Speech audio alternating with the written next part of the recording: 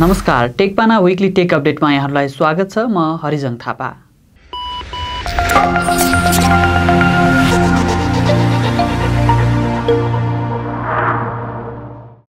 सरकारले आज अर्थात् साउन 1 गतेदेखि mobile device management system MDMS कार्यान्वयनमा ल्याएको छ।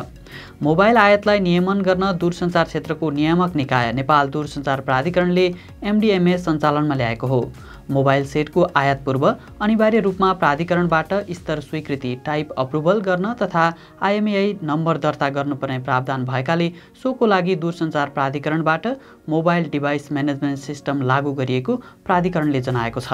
हाल पहिलो चरणमा व्यावसायिक आयातकर्ताले मोबाइलको आयात गर्दा IMEI registration mobile device management system मार्फत गर्ने व्यवस्था मिलाइएको छ। साथै यस प्रणालीलाई क्रमशः पूर्ण रूपमा लागू गरी मोबाइलको आयात एवं प्रयोगलाई थप व्यवस्थित, भरपर्दो र सुरक्षित बनाइने प्राधिकरणले जनाएको छ। हाललाई व्यक्तिगत रूपमा आयात गरेको मोबाइलको दर्ता प्राधिकरणको वेबसाइटबाट गर्न सकिनेछ। यसअघि सञ्चालनमा रही प्रयोगमा आएका मोबाइलहरू सञ्चालनमा कुनै बाधा अवरोध नआउने बताइएको छ। आजदेखि यातायातको राजस्व अनलाइनबाटै भुक्तानी गर्न सकिने भएको छ। बागमती प्रदेशभित्रका यातायात कार्यालयबाट राजस्व भुक्तानी लगायतका सेवाका लागि अनलाइन प्रणाली सुरु गरिएको हो। यातायात सूचना प्रणाली लागू भएपछि बागमती प्रदेश सरकारको यातायात क्षेत्रको राजस्व अनलाइन प्रणाली मार्फत दाखिला गर्न सक्ने गरी व्यवस्था गरेसँगै राजस्व तिर्न वा सवारी साधन सम्बन्धी विवरण हेर्न सकिने भएको छ। प्रदेशको भौतिक पूर्वाधार विकास मन्त्रालयका प्रवक्ता नवीन कुमार सिंहले विद्युतीय माध्यमबाट सेवा प्रवाह सुरु भएसँगै सेवाग्राहीले घरमै बसेर आफ्नो सवारी सम्बन्धी विवरण हेर्न, अद्यावधिक गर्न, प्रदेश सरकारलाई तिर्नु वा बुझाउनु पर्ने राजस्वको बारेमा जानकारी लिन, राजस्व भुक्तानी गर्न सुविधा पुग्ने बताएका छन्। सरकारले जोसियल, हाइपरफन्ड, ग्लोबल, CRU, विन्टर, क्राउडवान, सोलेम्याक्स जस्ता प्लेटफर्म गैर कानुनी भएको ठहर गरेको छ। वाणिज्य, आपूर्ति तथा उपभोक्ता संरक्षण विभागले बिहिबार सूचना जारी गर्दै यस्ता प्लेटफर्म नेपालमा गैर कानुनी भएकाले यसबाट सुरक्षित रहन आग्रह गरेको हो। यसअघि टेकपानाले नेपालमा जोसियलको नाममा अनलाइनमा अवैध धन्दा चलिरहेको भन्दै समाचार प्रकाशित गरेको थियो, जसको आधारमा नेपाल प्रहरी अपराध अनुसन्धान महाशाखाले अनुसन्धान समेत सुरु गरेको थियो। त्यस्तै विभागले पनि अनलाइनमा भइरहेका यस्ता नेटवर्किङ गतिविधि अवैध भएको ठहर गरेको हो। नेपाल टेलिकमले आफ्ना प्रयोगकर्तालाई इन्टरनेटमा आधारित सिम कार्ड eSIM उपलब्ध गराउने भएको छ। हाल बजारमा उपलब्ध हुने प्लास्टिकबाट बनेको चिप जडित सानो कार्डको साटो कम्पनीले मोबाइल डिभाइस तथा विभिन्न डिजिटल डिभाइसमै इम्बेड गर्न सकिने भर्चुअल सिम अर्थात् eSIM उपलब्ध गराउने भएको हो। यसका लागि नेपाल टेलिकमले आफ्नो आगामी आर्थिक वर्ष 2078-79 को वार्षिक कार्यक्रम मार्फत eSIM को प्लेटफर्मको योजना कार्यान्वयनमा ल्याउनेछ, जस अनुरूप आगामी आर्थिक वर्षभित्र eSIM सहित कुल 80 लाख सिम भित्र्याउने कम्पनीको तयारी छ। यस्तै टेलिकमले आगामी आर्थिक वर्षलाई FTTH विस्तार वर्षको रूपमा मनाउने योजना समेत बनाएको छ। 2 वर्षदेखि fibre to the home FTTH विस्तारलाई प्राथमिकतामा राख्दै आएको टेलिकमले यसलाई अझ प्रभावकारी रूपमा अघि बढाउने तयारी थालेको हो। निजी दूरसञ्चार कम्पनी एन्सेल आजियाटा लिमिटेडले 4G LTE मा आधारित HD voice call voice over LTE सेवा सुरु गर्ने भएको छ। देशभर 4G LTE सेवा विस्तार गरिरहेको एन्सेलले त्यसैमा आधारित HD भोइस कल सेवा समेत दिने भएको हो। सरकारी स्वामित्वको नेपाल टेलिकमले भने गत जेठ 3बाट यो सेवा सञ्चालनमा ल्याइसकेको छ। टेलिकमले सेवा सञ्चालनमा ल्याएको करिब 2 महिनापछि एन्सेलले पनि आफ्ना ग्राहकलाई 4G LTE मा आधारित HD भोइस सेवा उपलब्ध गराउने खबर आएको हो। कम्पनी स्रोतका अनुसार एन्सेलले हाल काठमाडौँ उपत्यकामा रहेका आफ्ना BTS टावरमा VoLTE का लागि आवश्यक पूर्वाधार जडानको काम अन्तिम चरणमा पुर्याइसकेको छ। त्यस्तै काठमाडौँ उपत्यकासँगै बाहिरका केही स्थानमा समेत एन्सेलले सुरुवाती चरणमै यो सेवा उपलब्ध गराउनेछ, जसमा पोखरा, विराटनगर, बुटवल लगायतका सहर समेटिन सक्ने अनुमान छ। नेपाल टेलिकमले आफ्नो कुनै पनि सर्भर ह्याक नभएको स्पष्ट पारेको छ। केही दिन अघि टेलिकमको सर्भरमा ह्याकर समूहद्वारा आक्रमण गरिएको र कम्पनीको डेटा रेकर्ड चोरी गरी बिक्रीमा राखिएको समाचार बाहिरिएको थियो। टेलिकमले ह्याकिङको सम्बन्धमा अध्ययनपछि सर्भरमा कुनै किसिमको आक्रमण नभएको र सम्पूर्ण डेटा सुरक्षित रहेको स्पष्ट पारेको हो। टेलिकमले प्रेस विज्ञप्ति जारी गर्दै कम्पनीका सम्बन्धित विज्ञहरूबाट विस्तृत छानबिन पश्चात ग्राहकको कुनै पनि डेटा चोरी नभएको र उल्लेख भएका दाबीमा कुनै पनि सत्यता नरहेको उल्लेख गरेको छ। ग्राहकसँग सम्बन्धित डेटा सुरक्षित राख्न विभिन्न सुरक्षात्मक संयन्त्रहरू अपनाउँदै आइरहेको कम्पनीले जनाएको छ। आगामी दिनमा समेत ग्राहकका विवरण सुरक्षित राख्न कम्पनी प्रतिबद्ध रहेको सो विज्ञप्तिमा उल्लेख छ। यसैबीच एनसेलले समेत लिक भएको भनिएको कल डिटेल रेकर्ड झुटो र काल्पनिक भएको बताएको छ। डार्क वेबमा बिक्रीमा राखेको भनिएको नेपाल टेलिकम सेवा प्रदायको सिडिआरको नमुना विवरणमा एनसेलको नम्बर समेत देखिएपछि कम्पनीले यसलाई स्पष्ट पारेको हो। भक्तपुर नगरपालिकाले आफ्नो अधिकार क्षेत्रभन्दा बाहिर गएर इन्टरनेट सेवामाथि कर लगाएको छ। नगरपालिकाले आफ्नो क्षेत्रभित्र भएका हरेक ग्राहक बराबर 100 रुपियाँ कर उठाउन थालेको हो। नगर क्षेत्रभित्र सेवा दिइरहेका इन्टरनेट सेवा प्रदायकलाई छुट्टा छुट्टै पत्राचार गर्दै नगरपालिकाले असार मसान्तभित्र कर बुझाइसक्न निर्देशन दिएको थियो। इन्टरनेट सेवा प्रदायक सङ्घ नेपाल आइस्पानका अध्यक्ष सुधीर पराजुलीले नगरपालिकाले यसरी कर उठाउने विषय गैर कानुनी भएको प्रतिक्रिया दिएका छन्। तर भक्तपुर नगरपालिकाका कर अधिकृत प्रभास कुमार चालिसेले भने व्यवसाय कर अन्तर्गत इन्टरनेट सेवामा कर लगाइएको जिकिर गरेका छन्। सवारी चालक अनुमति पत्रको प्रयोगात्मक परीक्षा ट्रायल पास गरेका चालकका लागि सरकारले छुट्टै लाइसेन्स जारी गर्ने भएको छ। यातायात व्यवस्था विभागले ट्रायल पास गरेको सुरुको 1 वर्ष अवधिका लागि क्युआर कोड सहितको छुट्टै कार्ड जारी गर्न लागेको हो। विभागका सूचना अधिकारी लोकनाथ भूषालले यस्तो कार्ड परीक्षणको क्रममा रहेको र अब ट्रायल पास गर्ने नयाँ चालकका लागि वितरण गरिने जानकारी दिएका छन्। उनका अनुसार ट्रायल पास गरेका चालकलाई 1 वर्षपछि मात्रै स्मार्ट लाइसेन्स प्रदान गरिने र त्यस अवधिका लागि क्युआर कोड सहितको लाइसेन्स प्रदान गरिनेछ। परीक्षाको समय आउनै लाग्दा समेत त्रिभुवन विश्वविद्यालयका विद्यार्थीले अनलाइनबाट परीक्षा फारम भर्न समस्या भोगिरहेको पाइएको छ। विश्वविद्यालयको वार्षिक प्रणालीमा अध्ययन गर्ने विद्यार्थीले यस्तो समस्या भोग्नु परेको हो। इन्टरनेटको सहज पहुँच नहुने, यसको प्रयोगबारे ज्ञानको अभाव, बैंक खातामा इन्ट्री गर्न समस्या एवं अध्ययनरत क्याम्पस धेरै टाढा समेत भएका कारण विद्यार्थीलाई परीक्षामा आबद्ध गराउन समस्या परेको जनाइएको छ। रोकिएका स्नातक तहको परीक्षा साउनभित्र सम्पन्न गर्ने गरी त्रिवीले समय तालिका सार्वजनिक गरेको छ। गत वैशाख 5 गतेदेखि सुरु भएको परीक्षा कोरोना महामारीका कारण स्थगित भएको थियो। नेपाल टेलिकमले यस वर्षभित्र सिडिएमए सेवा बन्द गर्ने भएको छ। कम्पनीले प्रविधि पुरानो हुँदै गएको भन्दै जिएसएम 4G सेवाबाट स्काई तथा सिडिएमए प्रविधि बन्द गर्न लागेको हो। कम्पनीले करिब 16 वर्ष अघि नेपालमै पहिलो पटक सिडिएमए मोबाइल सेवा सञ्चालनमा ल्याएको थियो। कम्पनीले सिडिएमए सेवालाई 4G तथा VoLTE सेवाबाट प्रतिस्थापन गर्ने लक्ष्य अनुरूप ग्राहकलाई त्यसतर्फ प्रोत्साहन गर्ने योजना समेत बनाएको छ। जस अनुसार आकर्षक अफरसहित सिडिएमए मोबाइल प्रयोगकर्तालाई 4G फिचर फोन तथा भिडियो प्रयोगकर्तालाई राउटर सहितका उपकरण उपलब्ध गराइनेछ। यसका साथै टेलिकमले 4G मा आधारित वाइम्याक्स सेवा पनि बन्द गर्ने तयारी थालेको छ। कम्पनीले व्यावसायिक रूपमा सफल हुन नसकेपछि यस वर्षभित्र वायरलेस प्रविधिमा आधारित आफ्नो वाइम्याक्स इन्टरनेट सेवा बन्द गर्न लागेको हो।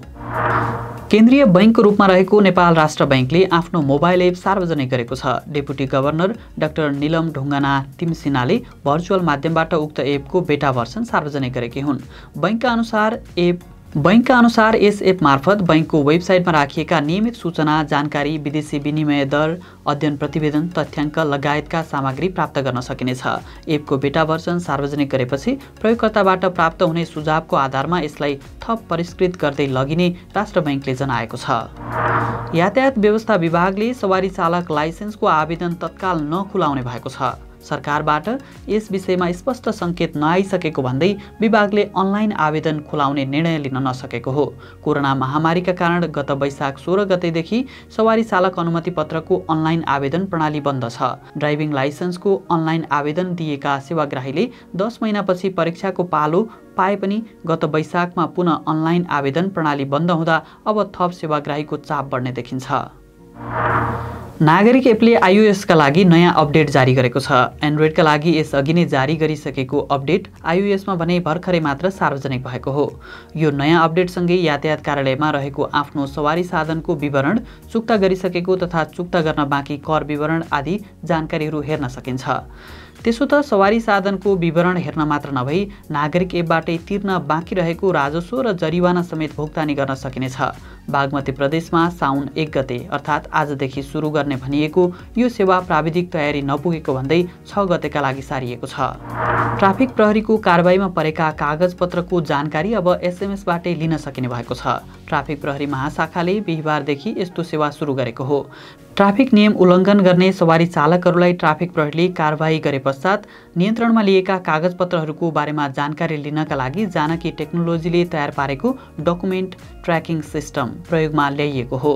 सेवाग्राहीले आफ्नो मोबाइलको मेसेज बक्समा गएर अङ्ग्रेजीमा ई चलान स्पेस आर्थिक वर्ष स्पेस चिट नम्बर टाइप गरी 34001 मा मेसेज पठाउनु पर्नेछ। त्यस लगत्तै आफ्नो कागजातको स्थितिको जानकारी तुरुन्तै SMS मार्फत प्राप्त हुने बताइएको छ। गण्डकी प्रदेशमा सञ्चालित होमस्टे सेवालाई प्रभावकारी बनाउन मोबाइल एप सार्वजनिक भएको छ। नेपाल पर्यटन बोर्डको सहयोग तथा गाउँ पर्यटन प्रवर्धन मञ्च नेपाल भिटोप गण्डकी प्रदेशको संयोजनमा होमस्टे एप प्रयोगमा ल्याइएको हो। भिटोप गण्डकी प्रदेशका अध्यक्ष नवराज अधिकारीले प्रदेशभित्रका होमस्टेलाई अनलाइन प्रविधि मार्फत बुकिङ गर्न, पैसा तिर्न र सबै होमस्टेबारे बुझ्न मिल्ने गरी भिजिट गण्डकी नामक होमस्टे मोबाइल एप सञ्चालनमा ल्याइएको जानकारी दिए। सुबिसु केबल नेट प्रणालीले नेपालकै सबैभन्दा फास्ट इन्टरनेट प्याकेज सुरु गरेको छ। निजी क्षेत्रको दोस्रो ठूलो इन्टरनेट सेवा प्रदायक कम्पनीले 150 MBPS गतिको इन्टरनेट प्याकेज सार्वजनिक गरेको हो। यो सँगै प्रयोगकर्ताले वार्षिक 28,318 रुपियाँमा 4 वटा क्लियर टिभी सहित 150 MBPS गतिको प्रिमियम प्याकेज लिन सक्नेछन्, जसमा एक पटकका लागि सेटअप बक्सको 1,769 रुपियाँ समेत जोडिएको छ। यस हिसाबले कम्पनीको 150 MBPS इन्टरनेटलाई मासिक 2,360 रुपियाँ पर्नेछ। सिजी नेटले पहिलो पटक आफ्नो सेवा विस्तार गरेको छ। ललितपुरको जाउलाखेल झम्सीखेलमा सीमित कम्पनीको सेवा अब थप नयाँ स्थानमा समेत उपलब्ध हुन थालेको हो। कम्पनीका अनुसार काठमाडौँका कुलेश्वर, बल्खु, कलङ्की, कालीमाटी, टेकु र त्रिपुरेश्वरमा समेत सिजी नेट जडान गर्न सकिनेछ। कम्पनीले भ्याट बाहेक 979 रुपियाँमा 120 MBPS को इन्टरनेट उपलब्ध गराइरहेको छ। कम्पनीले यसै वर्ष देशैभर आफ्नो सेवा विस्तार गर्ने योजना बनाएको छ।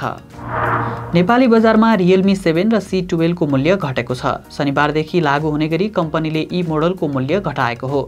35,990 पर्ने रियलमी 7 अब 32,990 रुपियाँमा किन्न सकिनेछ, जसमा 8 GB ऱ्याम र 128 GB स्टोरेज छ। यसैगरी रियलमी C12 को मूल्य 2000ले घटाएर 14,990 रुपियाँ निर्धारण गरिएको छ, जसमा 3 GB ऱ्याम तथा 32 GB स्टोरेज रहेको छ। हुवावेबाट अलगिएको ZTE आफ्नो आगामी स्मार्टफोन एक्सन 30 5G को टिजर सार्वजनिक गर्दै त्यसमा दोस्रो पुस्ताको अन्डर डिस्प्ले क्यामेरा सहितको फिचर हुने जानकारी दिएको छ। केही दिन अघि फोनको पहिलो तस्बिर पोस्ट गरेको कम्पनीले हाल आएर क्यामेरा माथिको क्षेत्रको पिक्सेल डेन्सिटी दोब्बर अर्थात् 400 ppi सम्म विस्तार गर्न सकिने स्पष्ट पारेको हो, जसबाट त्यस किसिमको क्षेत्र विस्तार भएको समेत थाहा हुने छैन। साथै कम्पनीले उक्त फोनमा 120 हर्ज रिफ्रेश रेट भएको स्क्रिन हुने समेत जनाएको छ। बौद्धिक सम्पत्तिको दुरुपयोग गरेको भन्दै नोकियाले ओप्पो विरुद्ध विभिन्न देशका अदालतमा मुद्दा दायर गरेको छ। चिनिया ब्रान्ड ओप्पोले अनुमति सकिए पश्चात पनि कतिपय पेटेन्ट प्रयोगमा ल्याएको भन्दै नोकिया अदालत पुगेको हो। पेटेन्ट दुरुपयोगको विषयमा नोकियाले युरोपका साथै एसियाली देशमा पनि मुद्दा दर्ता गराएको छ, जसमा छिमेकी राष्ट्र भारत समेत छ। कतिपय पेटेन्टका साथै कम्पनीको इन्टरफेस, सेक्युरिटी फिचर बिना अनुमति ओप्पोले प्रयोगमा ल्याएको नोकियाको आरोप छ। त्यसमध्ये कतिपय यसअघि अनुमति प्रदान गरिए पनि हाल नवीकरण नभएका पेटेन्ट रहेका छन्। नोकिया र ओप्पो बीच सन् 2018 मा नोकियाको प्रविधि प्रयोगमा ल्याउने सम्झौता भएको थियो। उक्त अवधि गत जुन महिनामा सकिएको थियो। पुनः सम्झौता नवीकरण गर्न नोकियाले प्रस्ताव राख्दा कम्पनीले अस्वीकार गरेको, तर प्रविधि भने प्रयोगमा ल्याइरहेको भन्दै नोकियाले मुद्दा दर्ता गराएको हो। चिनिया प्रविधि कम्पनी हुवावेको अपरेटिङ सिस्टम हार्मोनी OS सार्वजनिक भएको 1 महिनामै प्रयोगकर्ताको संख्या 3 करोड पुगेको छ। संयुक्त राज्य अमेरिकाले विगत 2 वर्षदेखि हुवावेलाई आफ्नो प्रविधि प्रयोगमा प्रतिबन्ध लगाएपछि कम्पनीले आफ्नो छुट्टै OS ल्याएको थियो। प्रतिबन्धका कारण हुवावेले गुगलका विभिन्न सेवाको साथै अपरेटिङ सिस्टम एन्ड्रोइड समेत प्रयोग गर्न पाएको छैन। प्रतिबन्धको प्रत्यक्ष असर हुवावेको व्यवसायमा पनि परेको छ। अमेजनले फेसबुकको स्याटेलाइट इन्टरनेट टिम खरिद गरेको छ। कम्पनीले स्पेस एक्सको स्टारलिङ्कलाई चुनौती दिन यस्तो निर्णय लिएको हो। अमेजनको प्रोजेक्ट कुइपर स्याटेलाइट नेटवर्कका लागि यो कदम महत्त्वपूर्ण छ, किनभने स्पेस एक्सले जस्तै प्रोजेक्ट कुइपरले पनि विश्वभर सस्तोमा हाई स्पिड ब्रोडब्यान्ड वितरण गर्ने लक्ष्य लिएको छ। अमेजनले स्याटेलाइट इन्टरनेटका लागि सन् 2029 सम्ममा अर्बिटमा आफ्नो 3236 स्याटेलाइट छोड्ने योजना बनाएको छ, जसमध्ये 2026 सम्ममा आधा सङ्ख्यामा स्याटेलाइट प्रक्षेपण गरिसक्ने कम्पनीको लक्ष्य छ। सामाजिक अडियो कम्पनी क्लब हाउसले direct message feature back channel सार्वजनिक गरेको छ। कम्पनीले बिहिबार iOS र एन्ड्रोइड दुवैका लागि यो फिचर ल्याएको हो। अब प्रयोगकर्ताले एक अर्कासँग तथा ग्रुप च्याट गर्न र लिङ्क पठाउन समेत सक्नेछन्, तर तस्बिर र भिडियो भने पठाउन सकिने छैन। यद्यपि कम्पनीका प्रवक्ताले यो सुविधा अन्य फिचरको साथ आउने क्रममा रहेको बताएका छन्। यो सुविधाले मोडरेटरलाई रुममा सक्रिय रहन सहयोग पुर्याउनेछ भने प्रयोगकर्ताले कार्यक्रमपछि आसपासमा जोडिन कुराकानीलाई थप प्रभावकारी बनाउन सक्नेछन्। फेसबुक मेसेन्जरमा सुरक्षा अपडेट ल्याउन ढिलाइ भएको भन्दै सुरक्षा विशेषज्ञले प्रयोगकर्तालाई आपतकालीन चेतावनी दिएका छन्। उनीहरूले एन्ड्रोइड र iOS प्रयोगकर्तालाई सुरक्षाका हिसाबले मेसेन्जरको प्रयोग जोखिमपूर्ण रहेको भन्दै तत्काल यो एपबाट टाढा रहन आग्रह गरेका हुन्। फेसबुककै अर्को मेसेजिङ एप व्हाट्सएपमा जस्तै मेसेन्जरमा इन टु इन इन्क्रिप्सन लागू नभएका कारण प्रयोगकर्ताको प्राइभेसी र कन्टेन्ट जोखिममा रहेको उनीहरूको तर्क छ। फेसबुकले आगामी वर्ष कन्टेन्ट क्रिएटरहरूलाई रिवार्ड स्वरूप $1 अर्ब अमेरिकी डलर उपलब्ध गराउने भएको छ। फेसबुकमा कम्पनीका विभिन्न उत्पादनलाई विभिन्न तरिकाले प्रयोग गर्ने क्रिएटरहरूलाई यस्तो रकम उपलब्ध गराइने भएको हो। क्रिएटरको भिडियोमा विज्ञापन राखे बापत तथा लाइभ स्ट्रिमिङमा निश्चित लक्ष्य पूरा गरे बापत यस किसिमको रिवार्ड दिइनेछ, जुन फेसबुकका साथै इन्स्टाग्राम तथा IGTV र रिल्समा समेत लागू हुनेछ। फेसबुकले यस किसिमका रकम हाल इन्भिटेसनका आधारमा मात्र उपलब्ध गराउँदै आएको छ, तर आम्दानी गर्न सकिने यो नयाँ विकल्प चाँडै सबैका लागि सार्वजनिक गरिने कम्पनीका संस्थापक मार्क जुकरबर्गले उल्लेख गरेका छन्। गुगलले कम्प्युटर प्रयोगकर्ताका लागि नयाँ फिचर ल्याउने भएको छ। गुगलले आफ्नो ब्लग पोस्ट मार्फत डेस्कटपलाई सोझै गुगल ड्राइभसँग सिङ्क गर्न सकिने नयाँ फिचर ल्याउने जानकारी दिएको हो। कम्पनीका अनुसार आउँदो हप्तामा सबै कम्प्युटर प्रयोगकर्ताले डेस्कटप ड्राइभ प्रयोग गर्न पाउनेछन्। डेस्कटप ड्राइभको सहयोगमा प्रयोगकर्ताले आफ्नो म्याक वा PC मार्फत सोझै क्लाउडसम्म पहुँच पाउनेछन्। यसले डिस्क स्पेसलाई समेत खाली राख्न सघाउने उल्लेख गरिएको छ। गुगल मिटले निशुल्क अनलिमिटेड कल सुविधा बन्द गर्ने भएको छ। गुगलले 3 वा 3 जना भन्दा बढी व्यक्तिहरूबीच हुने भिडियो कन्फरेन्सिङमाथि 60 मिनेटको सीमा लगाउने भएको हो। यसको अर्थ यदि तपाईँ फ्री जीमेल अकाउन्टबाट गुगल मिटको प्रयोग गरी भर्चुअल मिटिङ बस्नुहुन्छ भने तपाईँको कल 1 घण्टा पुगेसँगै समाप्त हुनेछ। यद्यपि गुगलले फ्री अकाउन्टका लागि एक अर्काबीच अर्थात् 2 जना बीच हुने कुराकानीलाई भने 24 घण्टासम्मको सपोर्टलाई जारी राख्नेछ। यसैबीच गुगल मिटले नयाँ भिडियो फिल्टर तथा इफेक्ट थप गरेको छ, जसमा AR mask, Duo style filter र युनिक इफेक्ट समेत रहेका छन्। बेलायतमा आफ्नो पेटेन्टमाथि विवाद उत्पन्न भएपछि एप्पलका वकिलहरूले स्थिति यस्तै रहेको खण्डमा कम्पनीले बेलायत छोड्न सक्ने चेतावनी दिएका छन्। बेलायतको पेटेन्ट होल्डर अप्टिस सेलुलर टेक्नोलोजीले एप्पलले आइफोनमा आफ्नो पेटेन्ट प्रयोग गरेको भन्दै त्यसबापत लाइसेन्स शुल्क दाबी गरेको छ। लाइसेन्सका लागि मागिएको करिब $7 अर्ब अमेरिकी डलर अर्थात् 8 खर्ब 33 अर्ब रुपियाँ भन्दा बढी रकम एप्पलले नदिने बताएपछि कम्पनीले मुद्दा हाल्ने चेतावनी दिएको थियो। गुगलले छोटो भिडियोका लागि चर्चित टिकटकसँग प्रतिस्पर्धा गर्न ल्याएको आफ्नो एप युट्युब सर्ट्स अब नेपालसहित विश्वव्यापी रूपमा उपलब्ध गराउने भएको छ। गएको भदौमा भारतबाट सुरु भएको युट्युब सर्ट्स हाल अमेरिका लगायत युरोपका धेरै देशमा उपलब्ध छ। अब भने कम्पनीले यसलाई विश्वव्यापी रूपमै उपलब्ध गराउने भएको हो। गुगलले टिकटक जस्तै 1 मिनेटसम्मको छोटो भिडियो सेयर गर्न मिल्ने गरी युट्युब सर्ट्स ल्याएको छ। ट्विटरमा भएका फेक अकाउन्ट समेत भेरिफाई हुने कुरा ट्विटरले स्वीकार गरेको छ। केही समय अगाडि ट्विटरले पब्लिक भेरिफिकेसन प्रोग्राम मार्फत थुप्रै अकाउन्टहरू भेरिफाई गरेको थियो, जसमा केही फेक अकाउन्ट पनि रहेको पाइएकाले ती अकाउन्टहरूलाई कम्पनीले अहिले सस्पेन्ड गरिसकेको बताएको छ। कन्स्पिरेडोर नोर्टेनो नामका एक वैज्ञानिकले यस्ता 6 वटा भेरिफाई फेक अकाउन्ट पत्ता लगाएपछि ट्विटरले यस विषयमा जानकारी पाएको थियो। मेसेजिङ एप व्हाट्सएपले आफ्ना प्रयोगकर्ताका लागि फोटो र भिडियो सेयर गर्ने नयाँ फिचर ल्याएको छ। कम्पनीले iOS र एन्ड्रोइड प्रयोगकर्ताका लागि भ्यू वान्स नामक फिचरको बेटा भर्सन सार्वजनिक गरेको हो। यो फिचर अन्तर्गत एउटा प्रयोगकर्ताले पठाएको फोटो अथवा भिडियो प्राप्त गर्ने प्रयोगकर्ताले एकपटक हेरिसकेपछि च्याट बक्सबाट स्वत हटेर जानेछन्। यो इन्स्टाग्राममा यसअघि नै उपलब्ध भएको फिचर हो, तर इन्स्टाग्राममा प्रयोगकर्ताले फोटो भिडियो एकपटक हेरेर फेरि दोस्रो पटक पनि हेर्न सक्छन्। व्हाट्सएपमा भने एकपटक हेरिसकेको फोटो भिडियो पुनः दोहोर्याएर हेर्न पाइने छैन। सामाजिक सञ्जालमा यो फिचरको सुरुवात स्न्यापच्याटले गरेको थियो। इन्टरनेटमा नयाँ रेकर्ड कायम भएको छ। जापानका अनुसन्धान कर्मीहरूले अहिलेसम्मकै द्रुत गतिको इन्टरनेटको परीक्षणमा सफलता हात पारेका हुन्। हालसम्मकै उच्च 319 टेराबाइट प्रति सेकेन्डको गतिमा डेटा ट्रान्सफर गर्न जापानी अनुसन्धानकर्ता सफल भएका हुन्। अप्टिकल फाइबर कम्युनिकेसनसँग सम्बन्धित अन्तर्राष्ट्रिय कन्फरेन्समा उनीहरूले उक्त उपलब्धिको रिसर्च पेपर प्रस्तुत गरेका थिए, जसमा उनीहरूले 3000 किलोमिटर दूरीको अप्टिकल फाइबरमा यो परीक्षण गरेको जनाइएको छ। यसले आगामी दिनमा इन्टरनेटको दुनियाँमा नयाँ आयाम ल्याउन सक्ने दावी गरिएको छ। यो अध्ययन national institute of information and communication टेक्नोलोजीका अनुसन्धानकर्मीले गरेका थिए। यो यसअघिको उच्च स्पिड 178 टेराबाइट भन्दा दोब्बर हो। टेकपाना विकली टेक अपडेट आजलाई यति नै। प्रविधिबारे थप जानकारीको लागि टेकपाना.com भिजिट गर्दै गर्नुहोला। साथै हामीलाई युट्युब, टिकटक, लिङ्क्डइन, इन्स्टाग्रामसँगै फेसबुकमा पनि फलो गर्नुहोला। आजको टेक अपडेटबाट म हरिजन थापा बिदा हुन्छु। नमस्कार।